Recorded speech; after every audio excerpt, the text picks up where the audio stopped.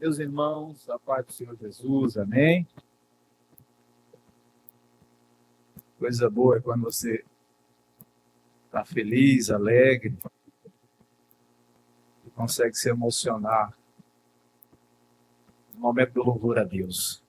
Senti muita alegria hoje aqui, essa noite, na hora do louvor, e eu atribuo isso à presença de Deus entre nós. Queridos, eu acredito, creio, que cada um de nós tem uma missão na existência, tem uma vocação.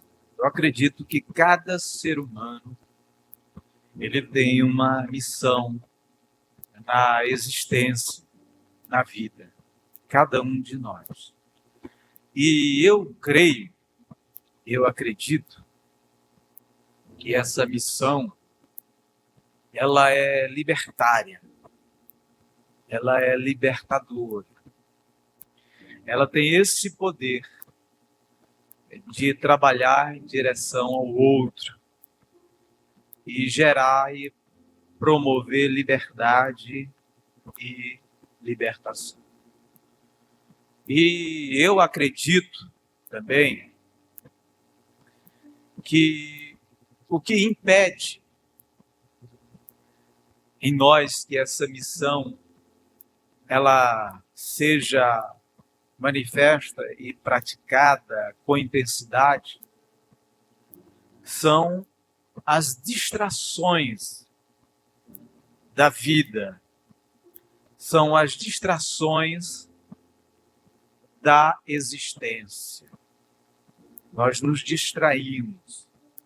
Quando eu falo de missão, falo de uma perspectiva geral, universal, porque nós temos missões seculares, sociais, civilizatórias, familiares, todos os sentidos. Mas eu não posso deixar de aplicar ao contexto em que nós estamos inseridos, é o contexto que nós cremos. E ao contexto que nós cremos, eu creio que nós temos uma missão, uma vocação pactual. Nós temos um pacto, uma aliança conosco, todos nós. E diante desse contexto, falando para esse contexto, falando para nós,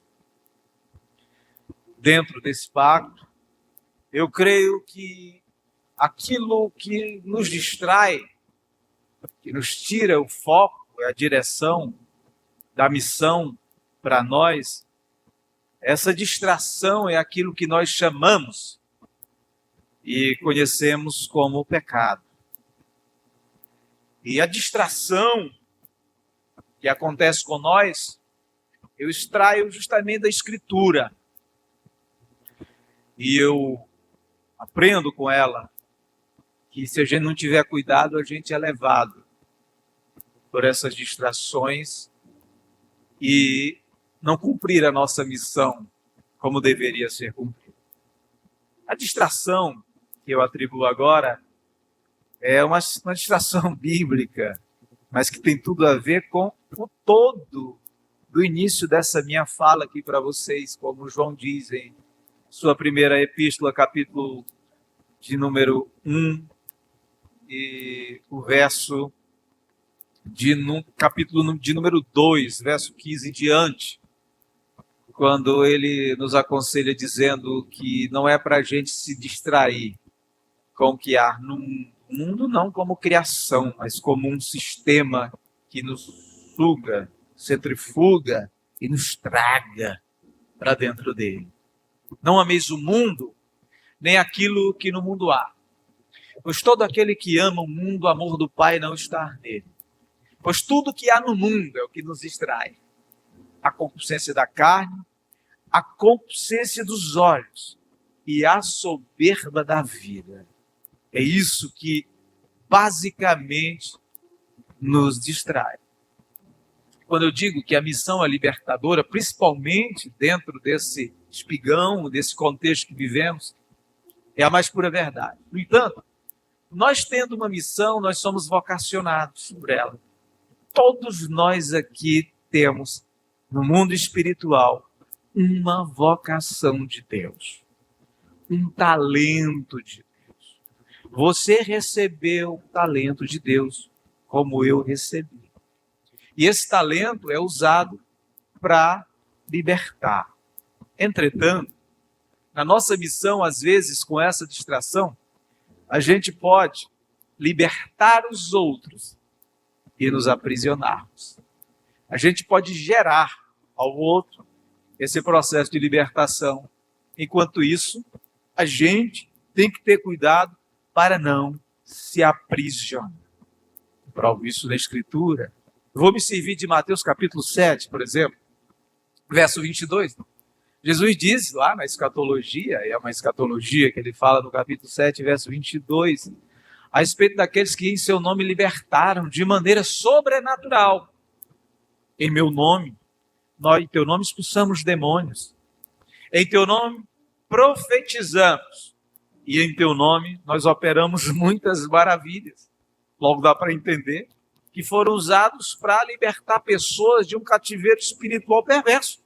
Mas as mesmas pessoas que usadas foram nessa direção, eles se aprisionaram a ponto de não serem reconhecidos pelo próprio Senhor.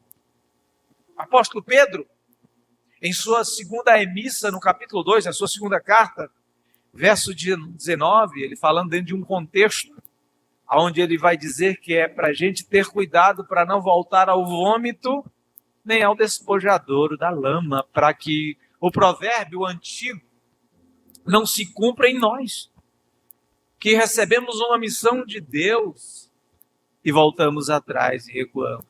No verso número 19 ele diz que esses que se enlamearam e se alimentaram pelo vômito da imundícia, uma vez jogada fora, ele diz que esses prometem liberdade, sendo eles mesmos escravos da corrupção.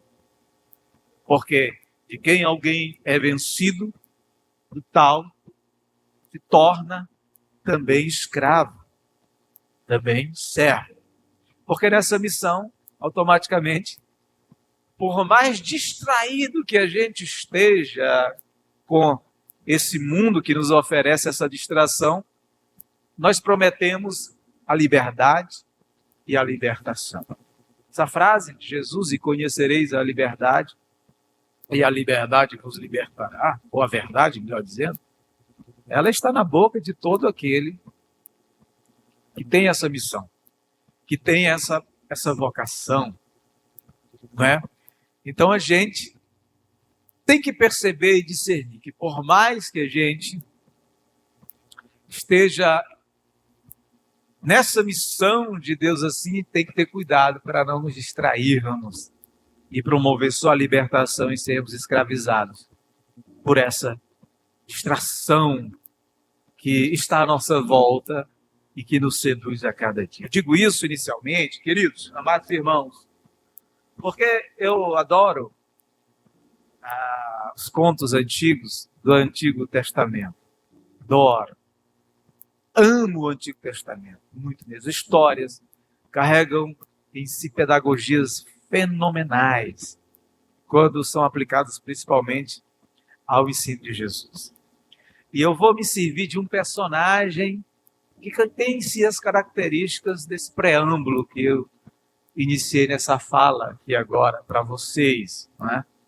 Ele é um personagem, eu particularmente te acho o personagem mais mitológico. Eu só creio nisso aqui porque é por fé.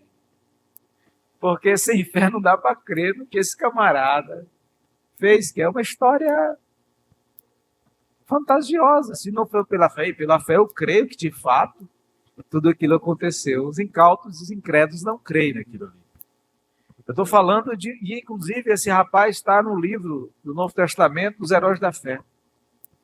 Ele tinha uma missão. E ele tinha uma missão pactual com Deus, desde o ventre da sua mãe. Eu me refiro à figura lendária e mítica de Sansão, nazireu, desde o ventre da sua mãe. Essa história de Sansão se encontra em Juízes, do capítulo 13 ao capítulo 16. Se você quiser deixar a Bíblia aberta, a gente vai só pincelar alguns pontos que eu creio que seja importante para a aplicação dessa mensagem para nós aqui essa noite. Ele que vem por intermédio de um milagre, filho de Manoá, sua mãe era estéril, o anjo aparece à sua mãe, ao seu pai, depois invoca o nome do Senhor para que o anjo venha novamente e confirme aquela palavra, para que ele pudesse crer que se de fato aquele anjo teria aparecido à sua mulher com tal propósito. E assim acontece. E a anunciação do anjo era que o menino que a mulher de Manoá ia conceber seria nazireu de Deus desde o ventre da sua mãe. Depois você, em casa, leia capítulo 6 de Números. Aí você vai ver o pacto do nazireado. O voto do nazireado. Era o nazireu que tinha que ser separado para uma consagração especial. Ele não poderia comer nada, absolutamente nada, que procedesse da vinha, nem a uva em si ele poderia tocar. E ele não poderia nem chegar perto de um morro. Se uma pessoa morresse perto dele, o seu pacto do nazireado seria contaminado na hora, ele teria que depilar a sua cabeça, tosquiar a sua cabeça e renovar o seu pacto diante de Deus. É no capítulo 6 de Números. Ali você vai ver essa perícope que fala desse pacto que os israelitas deveriam fazer a Deus. Só que ele recebe a missão e ele é nazireu desde o ventre da mãe.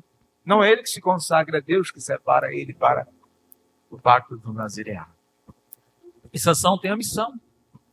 E a missão era libertar a nação de Israel, povo de Deus, que estava escravizado novamente por causa do pecado, por causa das distrações. 40 anos por dura cerviz dos filisteus sobre eles. E Sansão é levantado como juiz para libertar. A missão sempre é libertadora. Mas a história de Sansão fala o oposto em relação a ele. Posto que ele se inclina pelo que a gente já conhece aqui, pela leitura básica desses 3 capítulos, ele se inclina ao caminho contrário ao pacto que ele tinha com o Eterno, com Deus, com o Senhor.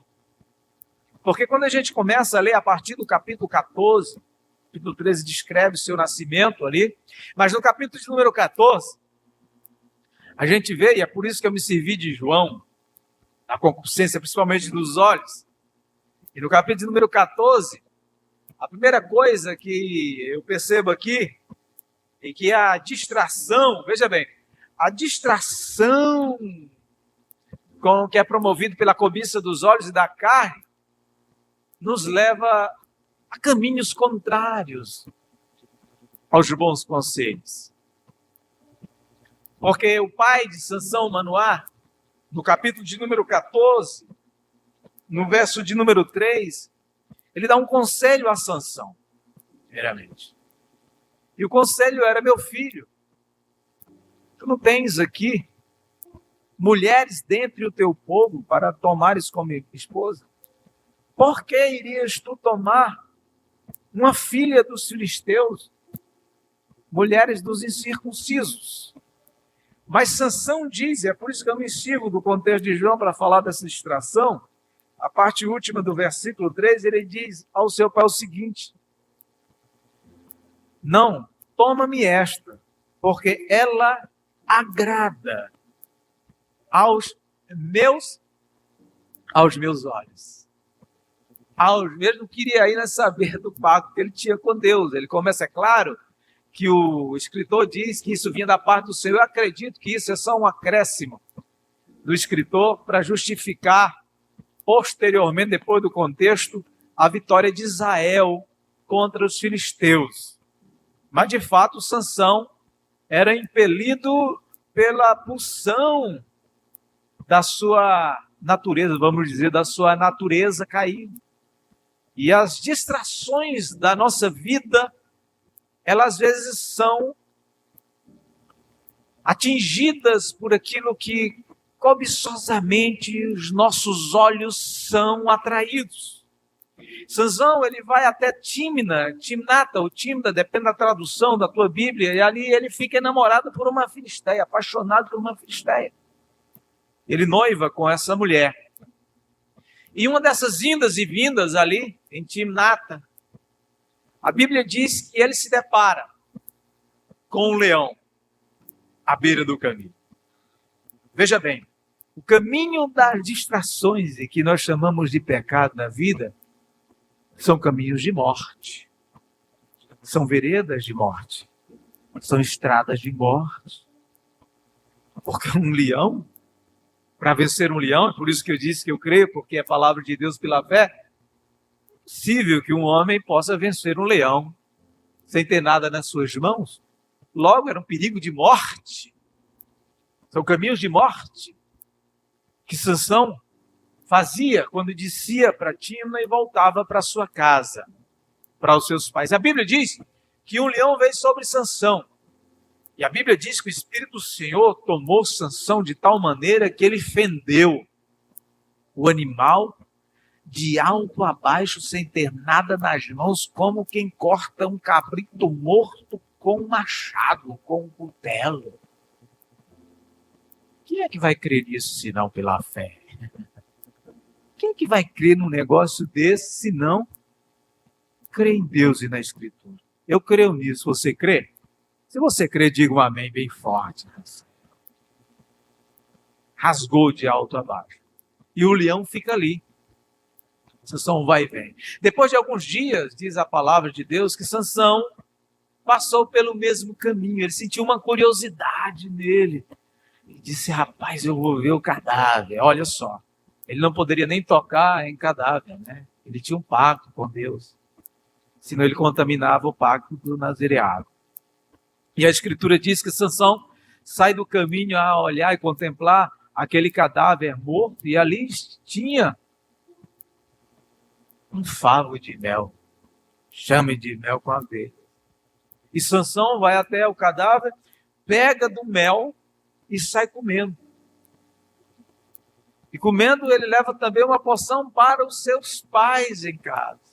Eu tenho certeza que ele sabia disso. Tinha contaminado, ele não poderia se aproximar do cadáver morto, da morte, porque ele contaminaria o pacto do seu nazireado. E eu aprendo com isso, aqui de Sansão, a seguinte coisa, é que a morte em si, os caminhos de morte da nossa distração, não são só caminhos amargos.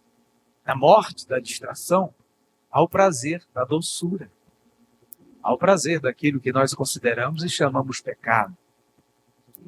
A morte trabalha, sobretudo, nos prazeres da existência, nos prazeres da vida. Nisso que eu chamo nessa noite de distração. Não de maneira mais amena daquilo que nós cremos. O escritor aos Provérbios, no capítulo de número 27, verso 7, ele diz uma palavra interessante ali. Ele diz que a alma farta pisa o favo de mel, mas a alma faminta, todo o amargo é doce. Se você está com a alma farta, vamos dizer aqui para nós, de Deus, você pisa o mel e o prazer da morte no caminho da distração da existência. Mas se sua alma está faminta e você não tem alimento de Deus em você, tudo que aparecer para você, ainda que seja num cadáver que gera morte, é saboroso ao seu paladar. é doce ao seu paladar. E é isso que Sansão faz.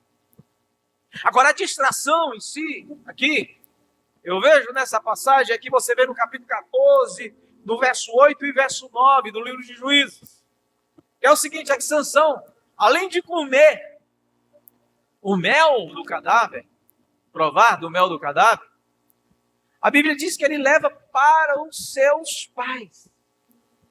O que é que eu aprendo com isso aqui? Leva para os seus pais. A distração da nossa vida à existência muitas vezes faz com que os fins justifiquem os meios. Os fins justifiquem os meios. O pai de Sansão comeu sem saber, é só mel, né? É só um alimento. Não tem pecado, não tem erro nenhum nisso. Ele não sabe de onde vem, porque Sansão não diz. Talvez Sansão tivesse dito aos seus pais, não, do animal morto tens um pacto do nazireado. Isso se torna imundo. Mas não, ele come e leva para os seus pais. E seus pais comem também. Olha aí, dizia aqui. Outro dia eu conversava com o Bruno, caramba, rapaz, eu estou passando por uma situação, 2, 3 meses atrás, eu trabalho ruim, eu sem produzir.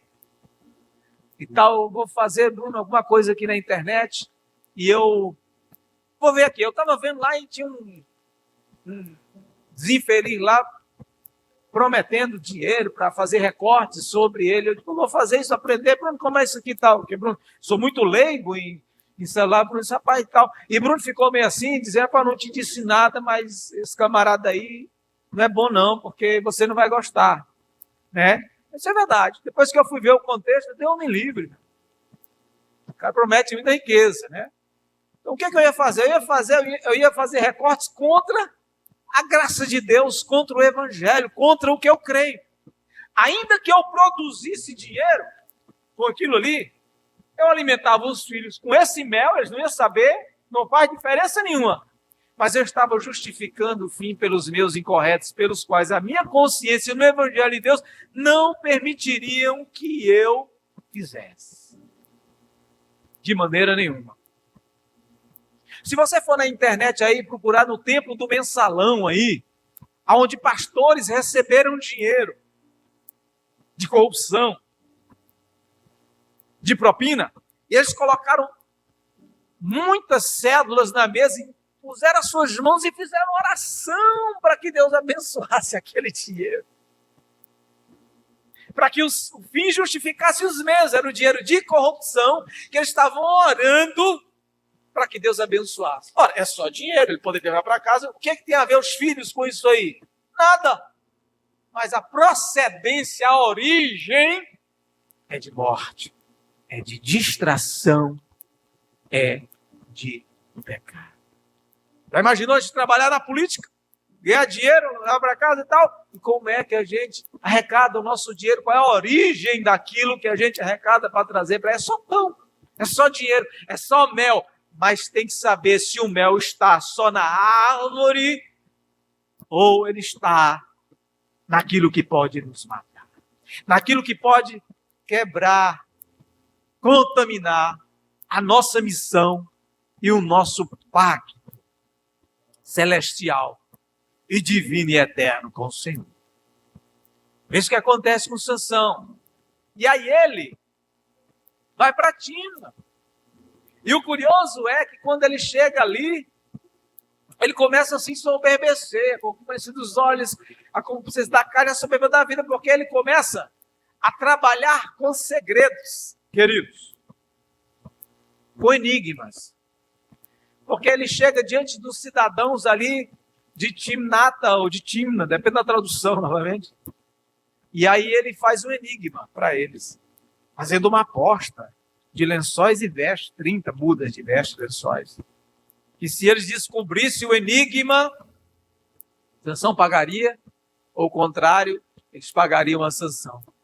Mas eu vou propor um enigma a vocês. E ele diz assim: do comedor saiu comida, e do forte saiu doçura. E eles não puderam adivinhar o enigma, o segredo. Porque Toda distração, queridos, em nós, que gera em nós, na nossa consciência, uma culpa, e que a gente sabe que essa falha nos faz mal, a gente quer que isso se torne enigma e segredo que ninguém descubra. Porque Sansão fez o enigma para que ninguém se descobrisse, ele ganhasse com isso. E só se descobriu porque eles lavraram com sua bezerra, com sua futura esposa, e descobriram o enigma. Deixa eu dizer uma coisa aqui para vocês essa noite. Isso é uma psicologia básica. Toda pessoa que tem uma falha moral na existência, que ele tem uma consciência em Deus, ele quer ocultar aquilo, ele a todo custo. Quando você vê um preletor, um pregador, normalmente assim, não são todos assim, que ele enfatiza muito um tema, ele tem um segredo por trás daquilo ali. Eu já vi muito isso. Ele tem um enigma. Quando você vê, por exemplo, alguém falando muito de pautas relativas à distração e a pecado, tem muita gente que faz isso, é porque ele não quer nem imaginar que alguém possa sonhar que ele quebrou a sua aliança, o seu pacto, e que ele faz aquilo ali. Então ele se projeta como alguém que está impossibilitado, impossível de praticar aqui. Por exemplo, eu conheci um rapaz, não só um, alguns, que na minha jornada inicial ele vivia pregando contra assistir TV. Era uma ênfase, tudo ele falava daquilo ali. Não pode assistir novela, não pode assistir futebol, uma coisa e aquilo ali. Eu digo, tá bom, irmão. Uma ênfase, uma coisa, esse vai nos ensinando. Ele estava criando enigmas e segredos ali para que ninguém soubesse o que ele fazia pior do que assistir a novela, porque depois a mulher dele chegou lá em casa dizendo que ele via coisas absurdas na internet. O cara se projeta de santarrão, aborda um assunto que ele não quer nem que as pessoas imaginem que ele pratique, porque ele é o santarrão de Deus e não. Tem gente que bate insistentemente no tema. Cuidado com a pornografia, só fala desse negócio. Talvez ele esteja querendo encobrir o vício dele e não quer nem que as pessoas imaginem que ele é pornográfico. Enigmas. As distrações geram em nós enigmas. E ao invés da gente tratar com a confissão, com a conversa pastoral, com o diálogo, e é assim que se trata, a gente se envergonha e cria segredos e enigmas que só vão nos aprisionar nessas distrações. Agora, não se engane, porque não há nada encoberto que não venha a ser revelado, nem oculto que venha a se manifestar. Como descobriu o enigma de Sansão? Assim, por uma distração, podem-se ser descobertos nossos enigmas, os nossos segredos, os nossos pecados. Com certeza. Ele tinha essa, e eu creio que ele, nesse sentido, tinha essa culpa, e por isso que ele jogava isso, para que ninguém se descobrisse, ele pudesse ganhar com isso, mas segredos e enigmas com distrações e pecados só geram a vergonha e a morte. Depois ele, com raiva, com ódio, mata 30 filisteus. 30 filisteus. E da morte desses filisteus, ele toma as vestes e quita a dívida com aqueles que ele propôs o enigma. Os filisteus. Sansão sai dali, e aí ele, irado, ele pega 300 raposas, é um livro mítico. Pega um tição, amarra a cauda. Eu fico imaginando essa cena, eu não compreendo ainda essa cena, meu irmão. Pega 300 raposas, aí amarra a cauda com tição. Eu fico, que negócio é esse? Já li tanto essa passagem, que coisa interessante. Pega uma raposa, outra raposa, não sei, amarrar e até a fogo na cauda das bichinhas. E como é que elas correm? Para um lado ou para o outro? Porque estão amarradas assim, né? Amarradas vão correr como? Não entendo, ainda hoje eu não compreendo isso. E aí solta as 300 raposas na roça, na seara dos filisteus e queima tudo. Os filisteus. Absolutamente tudo. E eles ficam irados e vêm até a tribo de Judá. E os da tribo de Judá ficam com medo. E vêm até Sansão, ele está no seu canto. E eles pedem para Sansão, ele está no seu canto. E eles pedem para manietá-lo, para amarrá-lo. E Sansão, eu te peço, vocês vão me amarrar, mas não me matem. Não, nós vamos só te amarrar e te entregar aos filisteus. E a Bíblia diz que quando Sansão foi levado pelos seus irmãos para ser entregue aos filisteus, o Espírito do Senhor se apoderou de maneira tão possante de Sansão, que ele torou as cordas e pegou uma queixada de um jumento fresca, tinha acabado de morrer. Veja mais uma vez ele pegando o que é bom. Uma queixada de um jegue fresca. E a Bíblia diz que ele matou o irmão nem no Exterminador. No futuro você vê um negócio desse. É um livro para quem crê mesmo. Matou 1000 filisteus com uma queixada de um jegue. Que loucura, não? Raquetada, Jordão. Mas a raquetada, estava treinando tênis, ele era pá, pá, pá, pá. Uma raquetada, um montão, matou 1000 filisteus, gente. Isso é uma coisa absurda.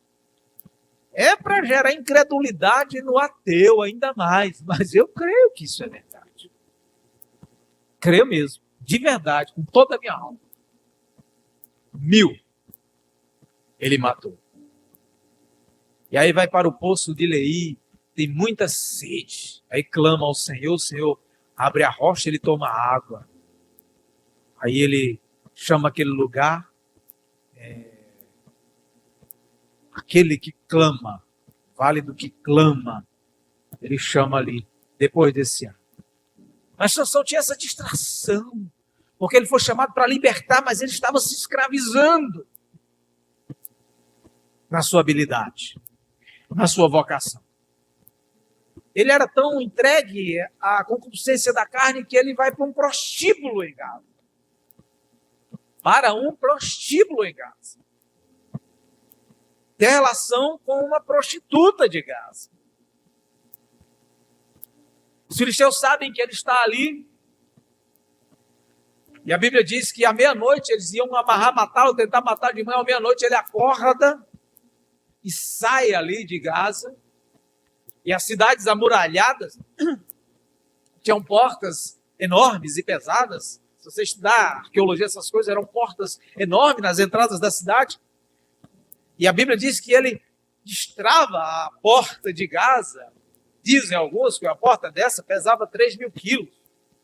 Dizem os antigos, a arqueologia.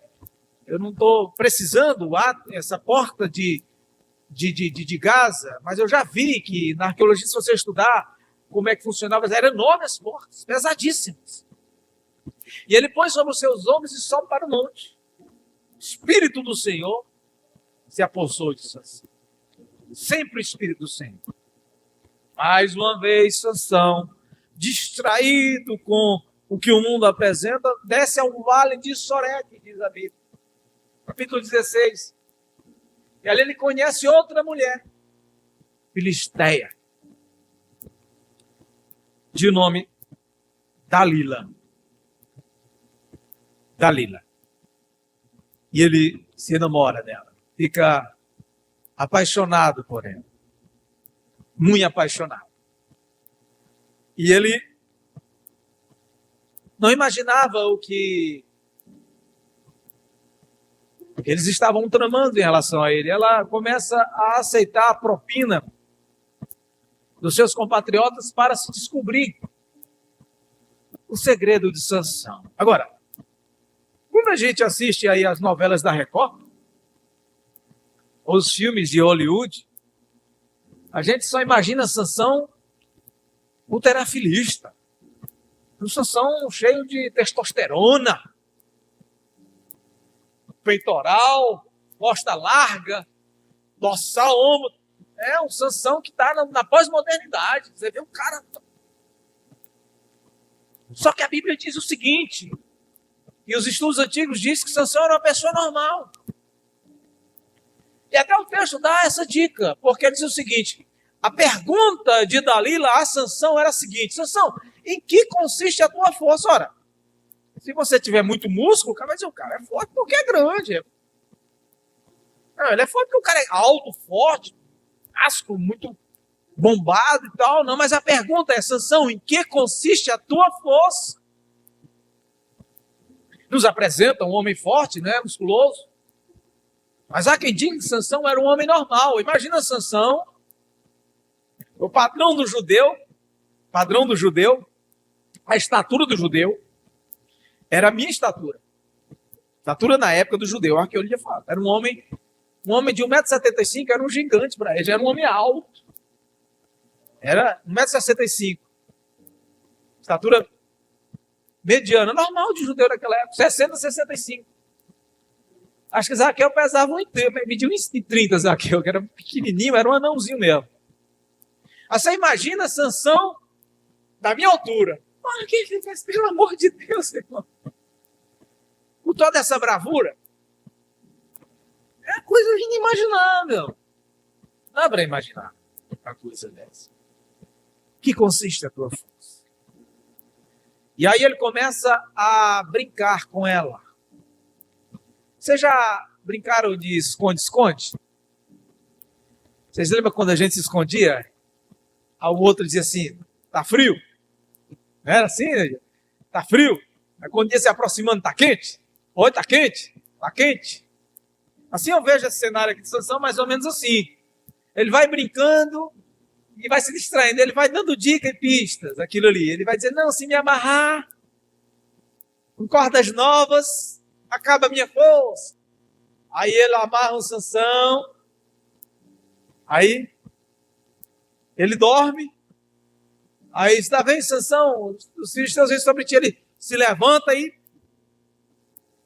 quebra as cordas como um fiapo chamuscado pelo fogo, como nada. E a Sansão vai dando pista. Depois ele fala da cabeça, se amarrar as suas tranças, usando os termos da época.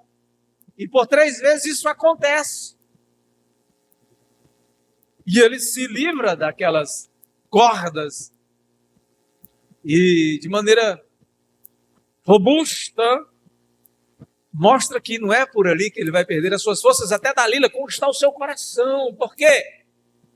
Porque as distrações da nossa existência, amados, vai nos gerar muitas fraquezas. Vai nos deixar fracos. Pode ter certeza disso. É o que eu digo sempre na clínica de recuperação. A gente fortalece aquilo que a gente alimenta. Se você não alimenta a sua consciência contra a sua fraqueza, e a fraqueza do vício, você fortalecerá o vício e enfraquecerá a sua força para vencer. E as distrações da vida sempre vai fazer com que a gente mostre em nós o nosso ponto fraco, o nosso calcanhar de Aquiles, né? Não tem isso? Na mitologia, falando de mito. Porque cada um de nós tem uma fraqueza, irmão. Tem gente que a fraqueza é dinheiro, tem gente que a fraqueza é a sexualidade. Essas 2 áreas, assim, trabalham muito dentro do nosso contexto. E a gente vê muita gente cair nisso daí. Que a gente tem que ter muito cuidado para que Satanás não explore o nosso coração e a gente entregue de bandeja a nossa fraqueza, para que os nossos inimigos não conheçam o nosso ponto fraco e por essa distração a gente possa enfraquecer e perder as nossas forças. Não, irmão, porque a gente costuma dizer da nossa fraqueza para justificar que somos fracos e às vezes nos entregar à fraqueza dessas distrações. Porque eu sou fraco nessa área, tu sabe, né? O irmão enfim, ele tem uma falha moral, ele tem uma falha emocional, ele tem uma falha de caráter e ele ao invés de buscar se fortalecer, ele confessa a fraqueza, mas não confessa a fraqueza como quem quer deixar, ele confessa a fraqueza como quem quer justificar o erro por conta da fraqueza, porque tem que viver com a fraqueza e justificando aquele mesmo erro, porque afinal de contas ele é, e se deixa habitar por essa natureza caída e essa fraqueza. Ah, não, irmão, mas é porque é assim mesmo. Não. Eu tenho uma fraqueza. Você tem a fraqueza. Nós temos as nossas fraquezas mesmo. Não vos conformeis com esse mundo, disse Paulo, nem o que no mundo há. Porque todo aquele que ama... Não, eu já estou... É o mesmo texto de João. Que ele ama o mundo, o amor do Pai. É o estar nele, que é o versículo que eu iniciei falando. Não. Ou então, eu me referi agora ao versículo de Romanos 12. Lembra de Romanos 12? Qual é? Lembra de Romanos 12? É capítulo 1, Romanos 12? Me veio à memória agora aqui. Minha mente ventilou isso. Romanos capítulo número 12. Não vos conformeis. É isso o termo. Com este mundo. Mas transformai-vos pela renovação do vosso entendimento. É 12:1, né? Põe aí para a gente contextualizar com essa fala, olhar. Portanto, irmão, peço, pela misericórdia de Deus, que ofereçam, é o verso 2. Verso 2, e não se amoldem ao padrão deste mundo, mas transformem-se pela renovação da vossa mente, para que vocês experimentem a boa, agradável e perfeita vontade de Deus. Tudo é. As distrações tiram da gente essa percepção e nos enfraquece. E Sansão diz uma coisa aqui, e uma passagem que me chama a atenção, amados. É no verso de número 20. Porque Sansão começa a brincar com isso, como a gente brinca, e Deus dá muita oportunidade. E a gente às vezes brinca com a graça de Deus, com a misericórdia de Deus, com as oportunidades de Deus. Eu vejo muito isso acontecer, queridos, na vida secular. Muito isso. Por exemplo, o Cristiomar, que é um amigo, irmão, que faleceu há 2 anos. Teve com a gente aqui, antes de falecer, 1 mês. Ele foi um amigo querido, irmão. Depois eu vou detalhar algo de testemunho em relação a ele, para vocês, entre mim e ele, que é algo interessante, tem a ver com a graça e com a misericórdia de Deus na minha vida e na dele. E a gente se reconciliou antes dele partir. Ele tentou me matar. Eu não vou ter tempo para falar. Me deu um tiro há 20 anos atrás. Por pouco eu não morri. Depois eu perdoei. Mas no final da sua vida, ele veio até aqui. Eu consegui perdoá-lo com a graça de Deus. Ele passou lá em casa e ele disse assim, eu disse, meu irmão, você fica com a gente aqui, vamos para a comunidade, vamos para a igreja, vamos andar junto. Vamos andar na graça de Deus. A misericórdia do Senhor. Não viaje mais não. Não, mas não. Fica com a gente. Mas senão eu não vou mais viajar, porque é perigoso aquela coisa toda. Chegou lá em casa. E aí, ele disse, rapaz, eu vou viajar. Eu disse, você decidiu viajar, né? Aí disse, eu vou viajar, vou fazer a última viagem. Tem muita coincidência, às vezes, nessa palavra, assim, né? Tem gente que morre afogada, não, vou dar só esse mergulho. Eu vou só essa última festa. Já vi muito isso. Muito isso. Muito isso. Aí você vai e não volta mais. E a frase se torna emblemática. Você disse que era a última viagem. E não voltou mais. Em vida e partiu.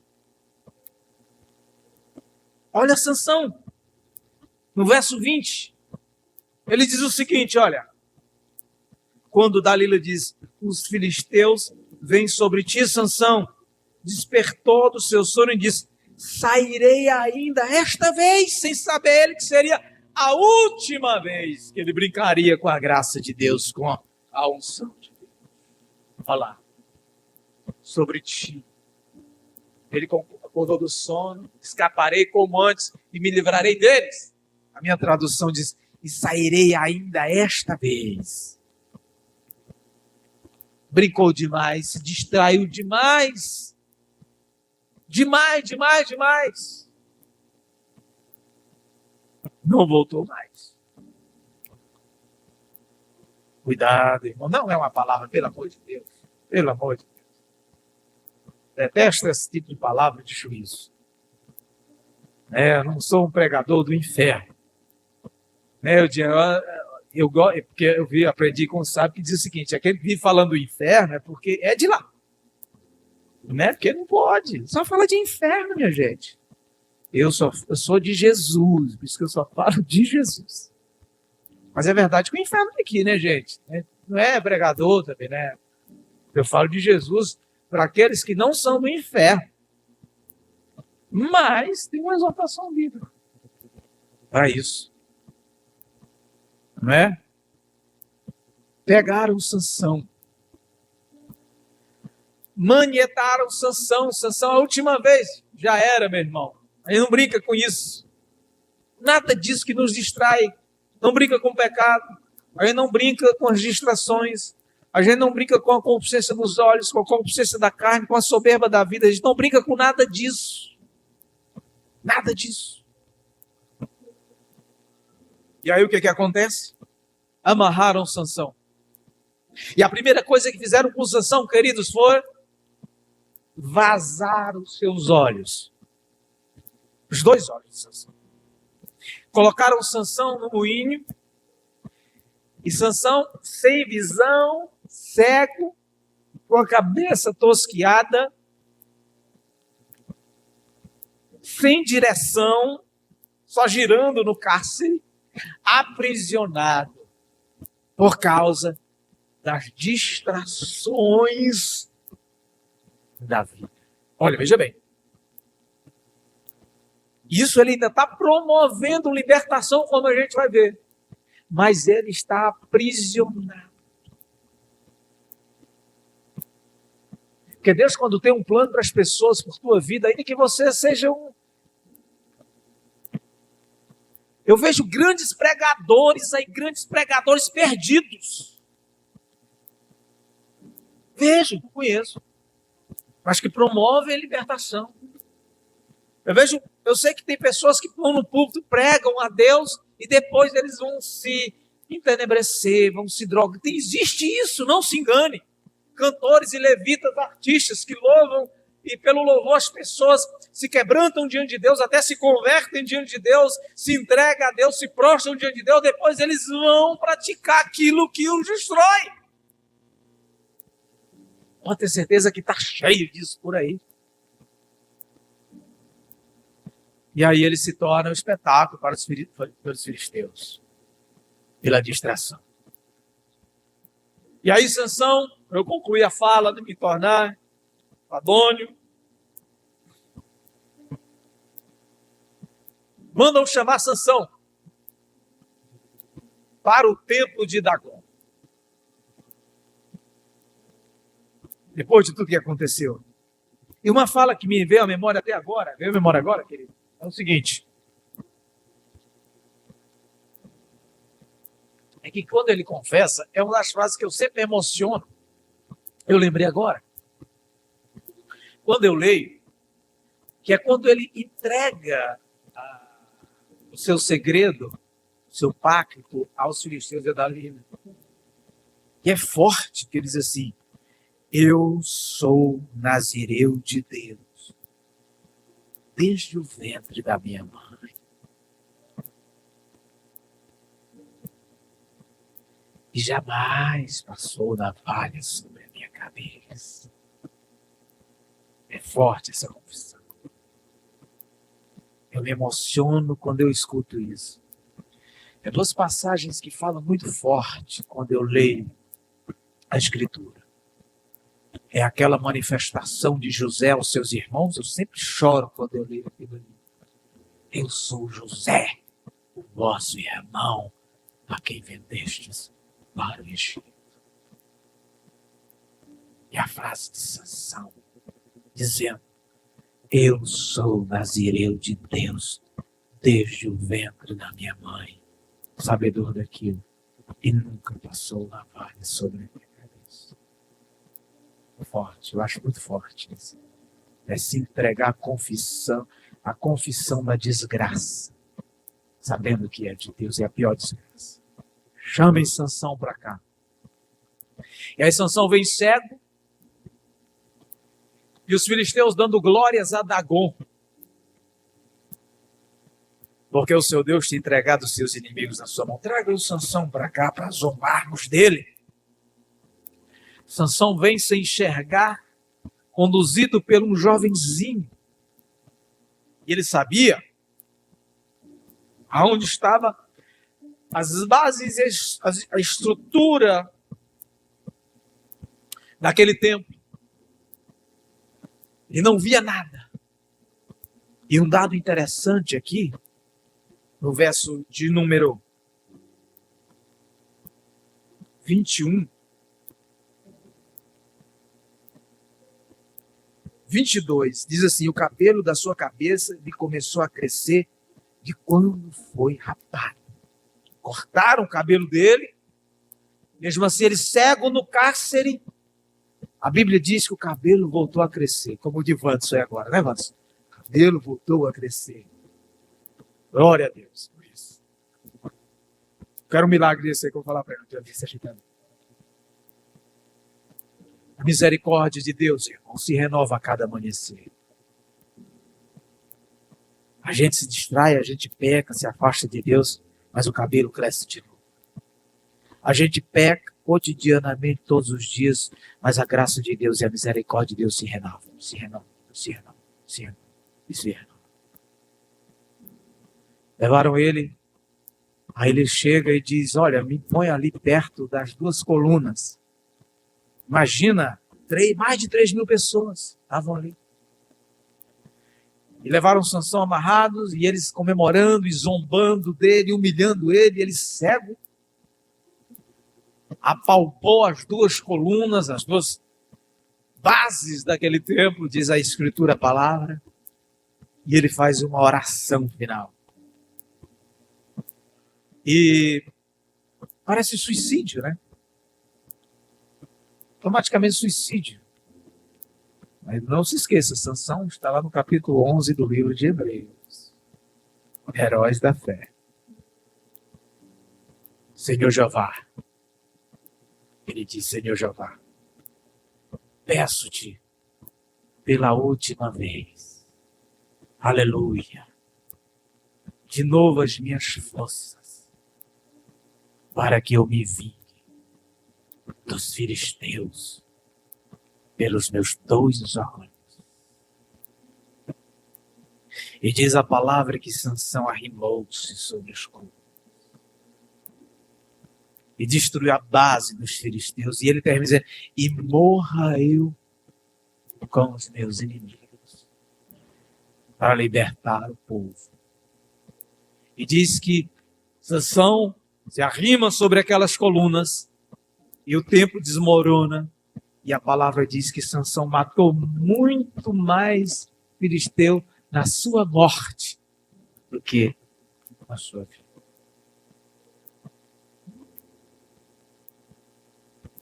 Porque a morte é um princípio basilar. Ele se torna uma espécie de cordeiro para libertar o povo, em certo sentido aqui. Precisou Sansão morrer para entender as coisas. Na verdade, ele deveria morrer em vida. E morrer em vida significa não se deixar se distrair com aquilo que naturalmente se conhece como vida, mas que gera morte. No leão que carrega a doçura dos prazeres na vida que nos mata. O princípio basilar do Evangelho é morrer para viver, é morrer para existir, é morrer para ser livre, é morrer para libertar, para ser livre, para ser o libertário, para ser o libertador, para cumprir a missão e a vocação de Deus na nossa vida. É pela morte que gera a liberdade. E é por isso que eu aprendo aqui que Sansão matou mais na sua morte do que em vida os seus inimigos. Porque a gente só mata os nossos inimigos matando a nossa natureza caída que faz nos distrairmos com aquilo que naturalmente, se não eliminarmos, vai automaticamente nos matar, e nos matar dentro do nosso contexto. Não é a morte física em si, pode até acontecer, mas morte para nós que sabemos e conhecemos o Evangelho é afastar-se de Deus, é afastar-se do Senhor. Meus irmãos, todos nós temos uma vocação. Todos nós temos uma missão. E a nossa missão é pactual. Nós temos um pacto com aquele que nos projetou e programou para essa missão. Não vamos deixar que as distrações da vida nos afastem desse propósito. E que a gente cumpra a missão, gerando inicialmente em nós a liberdade. Ser livre é a melhor coisa do mundo. E libertar os outros. Porque você liberta e o dom do outro te liberta. É recíproco essa conexão de liberdade da nossa vocação e da nossa missão. Eu digo isso em nome do Senhor. Vou concluir com oração. Peço a todos que fiquem em pé, em nome de Jesus, para a gente encerrar esse momento da palavra com oração.